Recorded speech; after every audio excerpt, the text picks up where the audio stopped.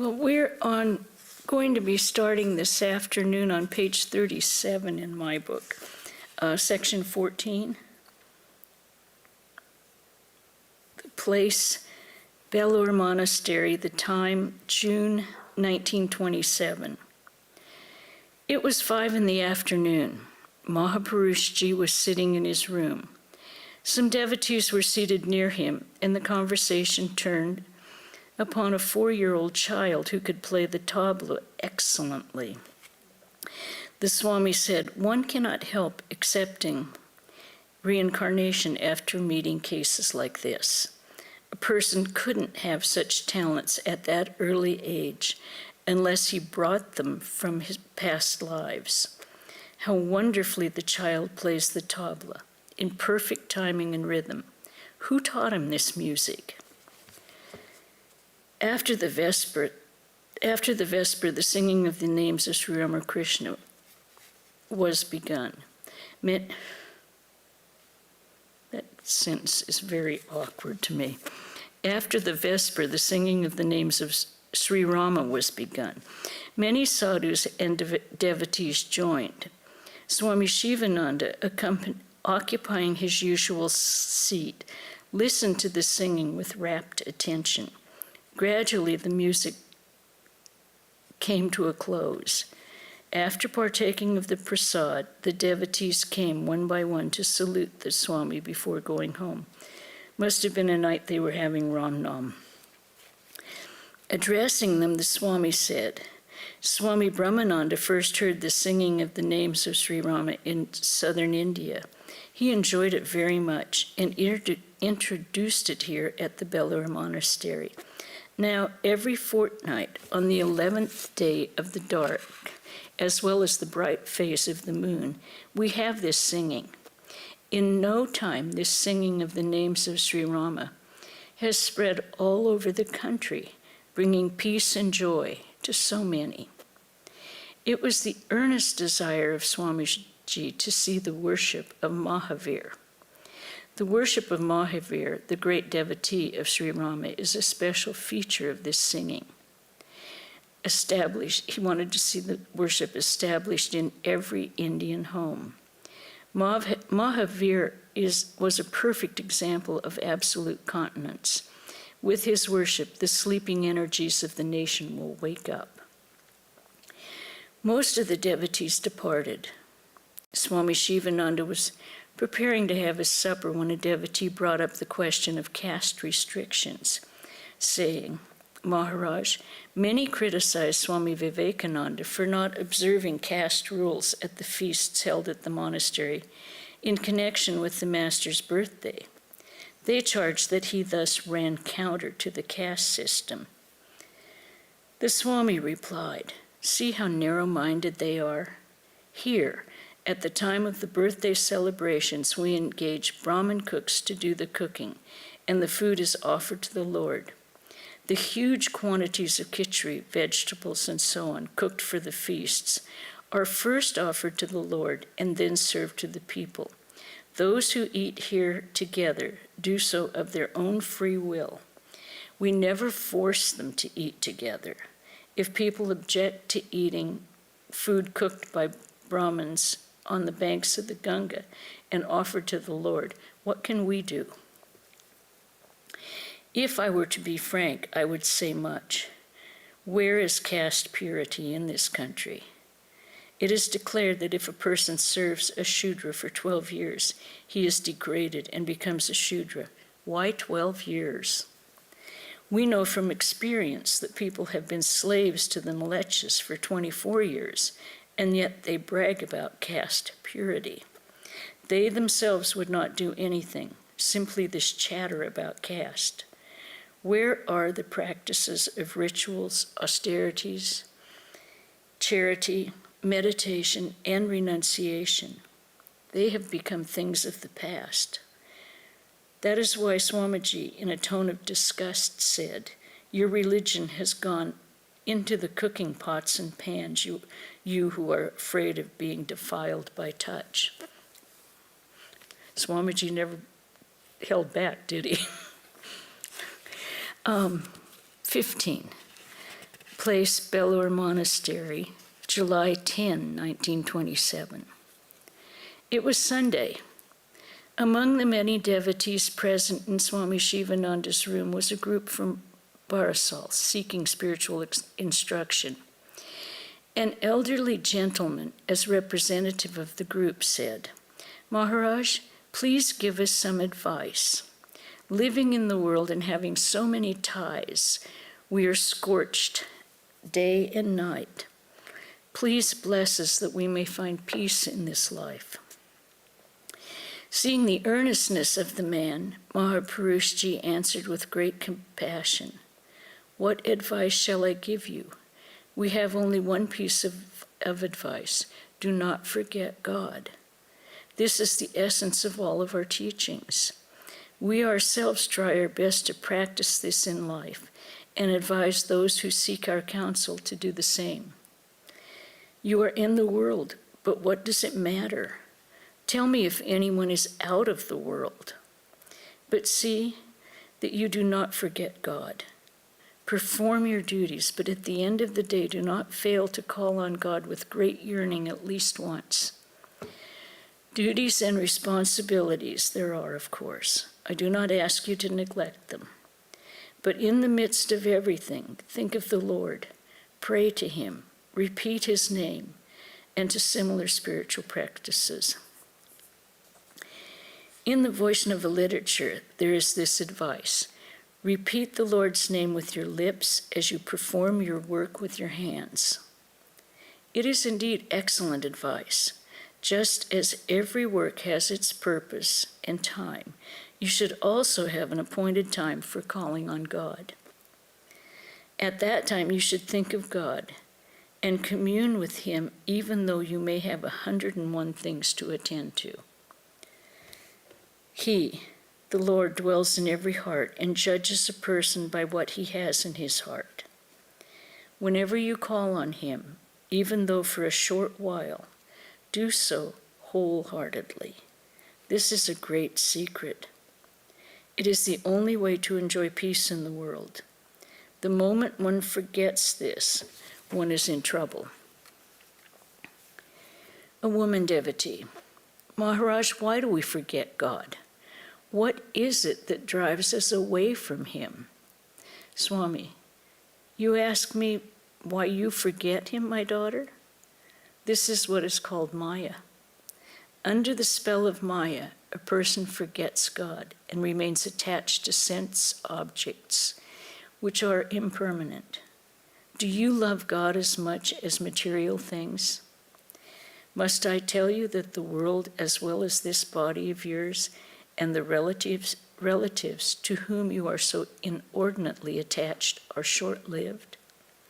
You see before your eyes that things existing today do not exist tomorrow.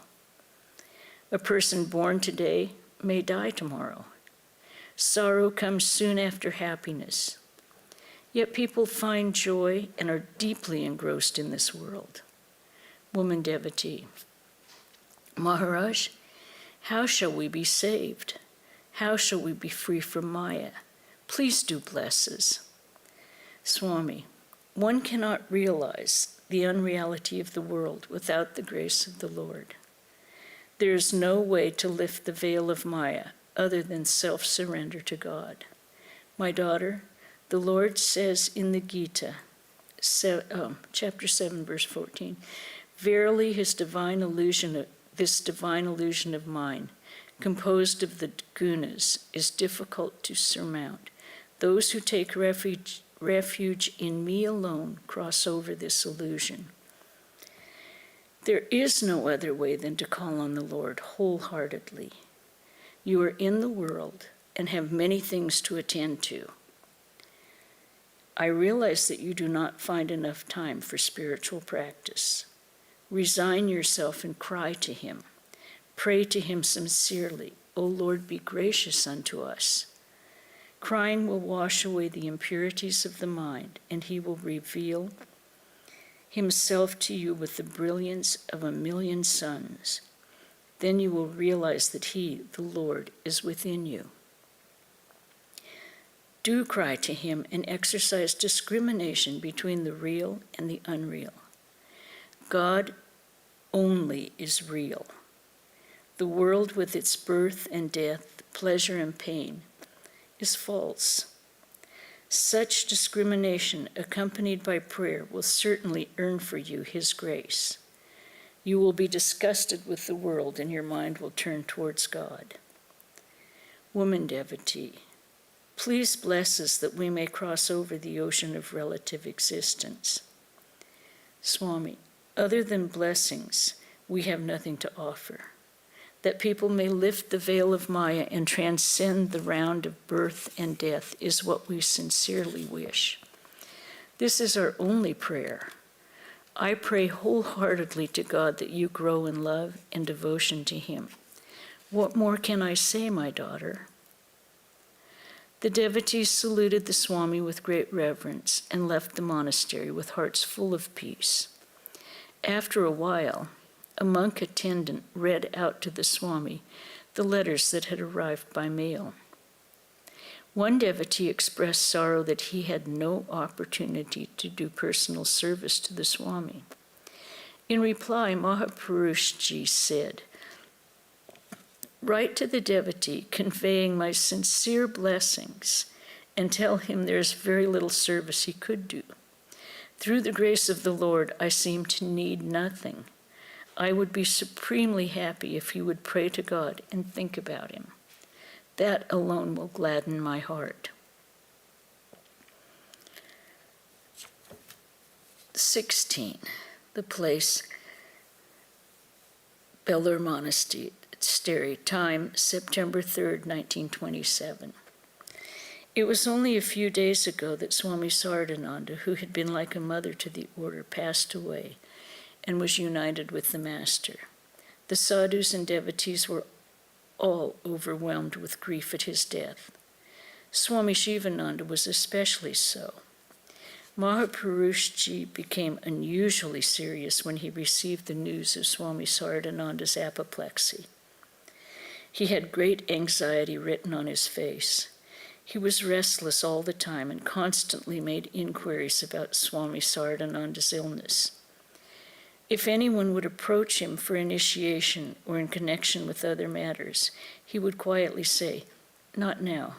I am not in a good mood because of Swami Sardananda's illness." When he would speak, he would do so mostly about Swami Sardananda.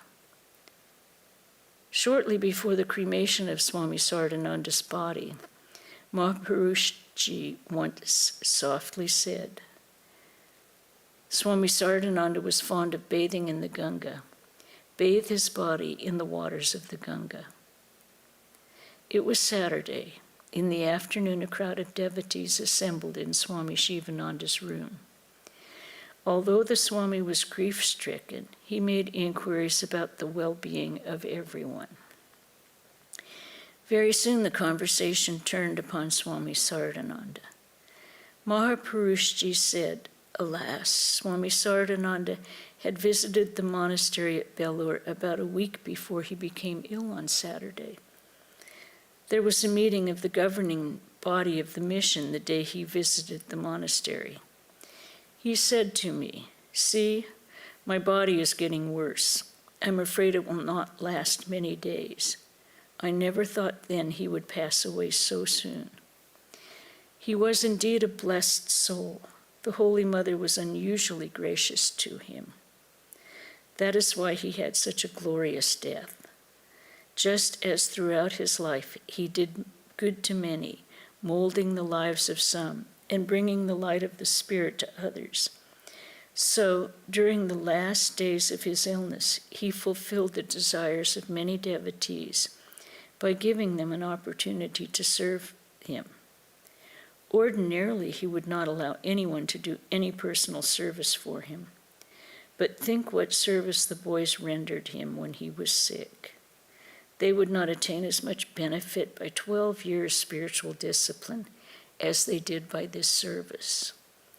He remained in that state only to fulfill the desires of the devotees to serve him. How many times How many from how many places came to see him and had the opportunity of serving him. He did not leave anyone disappointed. He was a great yogi. Giving up the body in samadhi, he went straight to the Master and the Holy Mother. It does not at all matter in what way the body dies. The scriptures say it does not in any way affect the inner consciousness of a knower of Brahman, even if he passes out of the body in coma or swoon or in any other way. After the first attack of apoplexy, he seemed for some days to have no external consciousness, but inwardly he was fully conscious. I went to see him only once. I didn't go again because I couldn't stand the sight of his sickness. When Swami Akhandananda addressed him saying, "Brother, brother," he opened his eyes and then again closed them. When Dr. Ghosh called him by name, he looked at him. Dr. Ghosh said, "Sharat, would you drink some tea?" He expressed his unwillingness by shaking his head. When asked if he would have charnamrita, he showed consent by nodding his head. The holy water was given to him, and he drank it. After a brief silence, Mahapurushji continued. During the last few years of his life, Swami Sardananda especially practiced intensive meditation and spiritual discipline. After bathing in the Ganga, he would sit for meditation and not move from his seat until 1 or 1:30 in the afternoon. He would have an interval during which he would drink a cup of tea, sitting right there on his meditation seat. He was unusually kind to the devotees. To women devotees especially, he was a haven of peace. A little after 4 in the afternoon, they would start coming, and he would give them advice untiringly until late in the evening. Later, there would be a crowd of men devotees who would stay until late at night. The door of his compassionate heart was ever open. Ah, what a wonderful life he lived, serene, peaceful, patient, and profound.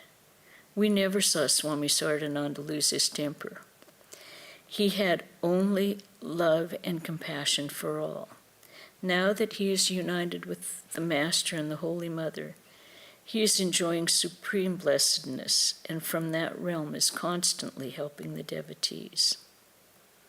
He and others like him were in Sri Ramakrishna always, but for some time, for the purpose of doing good to the world, they embodied themselves and lived here on earth as men.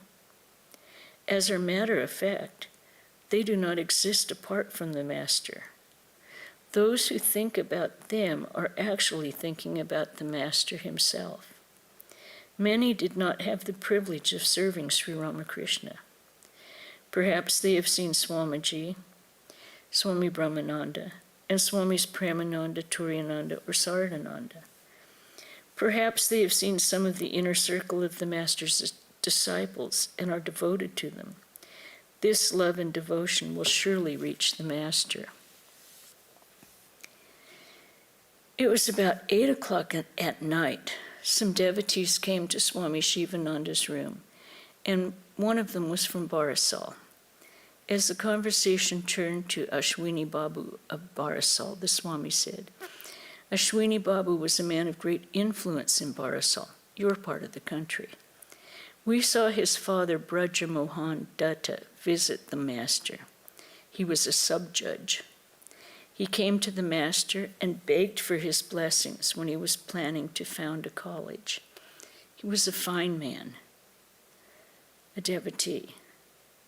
Maharaj, did the Master give his blessing in secular affairs like this?" Swami, of course he did. He was a man of great compassion. He would certainly give his blessings to anyone who sought them earnestly for a noble undertaking. Devotee, did the Master initiate people? Swami, yes, of course he did, but in rare cases. However, his initiation was not the ordinary type, which consists of just whispering the mantra in the disciple's ear. He would rouse the spiritual consciousness of a disciple by a touch, or by writing the sacred mantra on his tongue, or perhaps he would transform the disciple's mind by mere will. Being a world teacher, his ways of initiation were unusual. A world teacher gives the mantra in one's heart, and an ordinary teacher gives the mantra in one's ear. Sri Ramakrishna would quicken the spiritual impulse and awaken the divinity within by prescribing different forms of spiritual disciplines to different aspirants. He was not one-sided.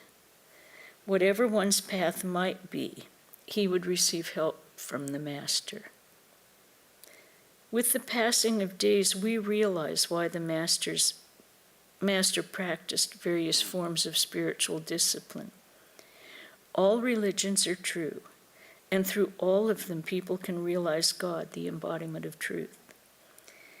He did not practice different religions in order just to discover and realize the harmony of religions. His spiritual practice had a deeper meaning. That is why men belonging to different sects of Hinduism have made him their ideal. He is also the ideal of many Christians. They worship him as Jesus, and you must remember that this was not the result of someone's preaching. Tell me who can preach Sri Ramakrishna? Who can reveal the one who is truth itself?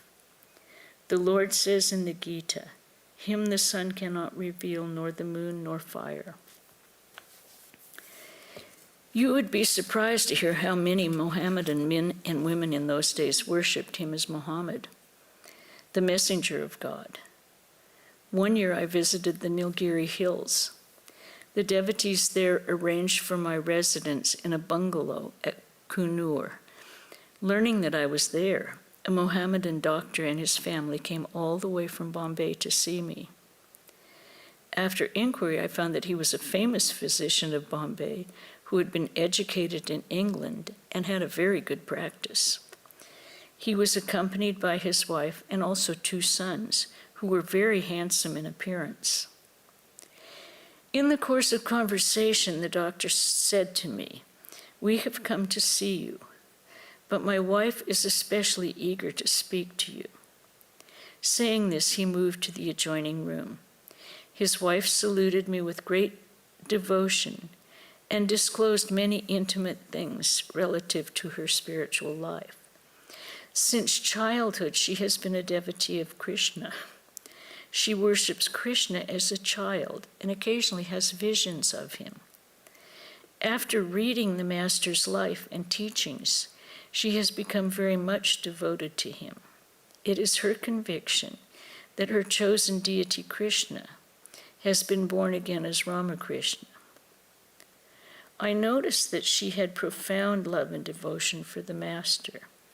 She was quite intensive in her spiritual practices, and the Master had blessed her in many ways. While taking leave of me, she knelt down and bowed to me, saying, "Please bless me by touching my head with your hand. You had the blessed privilege of associating with Sri Ramakrishna, and you were blessed by him. Please touch my head with the hand that once touched Sri Ramakrishna." And how she wept. I felt in my heart again and again, "Glory be unto the Lord. Blessed is thy power. Who will understand thee?" The hymn describing the greatness of Shiva came to mind. O Lord, I do not know thy nature nor what thou art. Whatever thou art, Mahadev, my salutations to thee again and again. Actually, we have to say the same thing regarding the Master. Who will understand him? I have met several other Mohammedan devotees of Sri Ramakrishna. Once I met in Kadpa. He is highly esteemed and has received the title Khan Bahadur from the British government. He belongs to the Sufi sect of Islam, but is very devoted to the Master. And Kadpa is a little ashram dedicated to Sri Ramakrishna. The Khan Badhadur, the local collector, and several others were responsible for the founding of this ashram. We stayed there for a few days. Almost every morning and evening, I would find the Khan Bahadur seated in a corner of the shrine in deep humility, intently looking at the picture of the Master on the altar. He is convinced that the Prophet Muhammad was born as Sri Ramakrishna for the good of the world. It is beyond our comprehension how the Master is blessing people in different ways. A devotee. Maharaj, we are attached to the world. We can hardly think about him, let alone do spiritual practice. What will happen to us? Swami, my child, if you cannot perform spiritual practice, you can at least think of him and sing his glory. The world has not bound you day and night. If you cannot do even this much, how can you expect any result? In any event, one should feel drawn towards God. Somehow or other, one should be devoted to him. Without some longing for God, spiritual progress is impossible. As the Master used to say, so long as the child is busy with his lollipop, he is forgetful of his mother and she attends to her duties. But the moment the child tires of the lollipop, throws it away, and begins crying for the mother, she drops everything, runs to the child, and takes him in her arms. So long as you too remain attached to the lollipop of this world, you will not see him. It will be most unfortunate if you do not avail yourself of the blessed privilege of being born a human being. In order to bring home this idea, the Master would often sing this song. O my mind, you do not know cultivation. The field of the human mind remains untilled. If only cultivated, it would have yielded a golden harvest. In the song is this line, the harvest that will not be forfeited today or even a century hence. O my mind, gather the harvest to your heart's content by all means. Devotee, we hardly comprehend the Master. Rather, we like association with you. If we have not met you for some time, we feel a yearning. That is why we come. We often think about you and long to see you. That is as much as we can do. Swami, we do not know anything other than the Master. It is he who abides within and outside. He is all in all. Remember this, that we are his children, sheltered at his feet. By thinking about us, you will be thinking of the Master. Any comments or questions or anything to say? We'll stop there for today.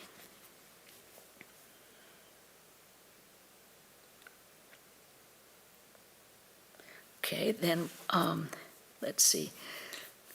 We will have the Gospel of Sri Ramakrishna reading on Saturday at 5, and this Sunday, the 24th, Swami Arupeshananda from Pinion Hills will give the lecture, God's Instruments.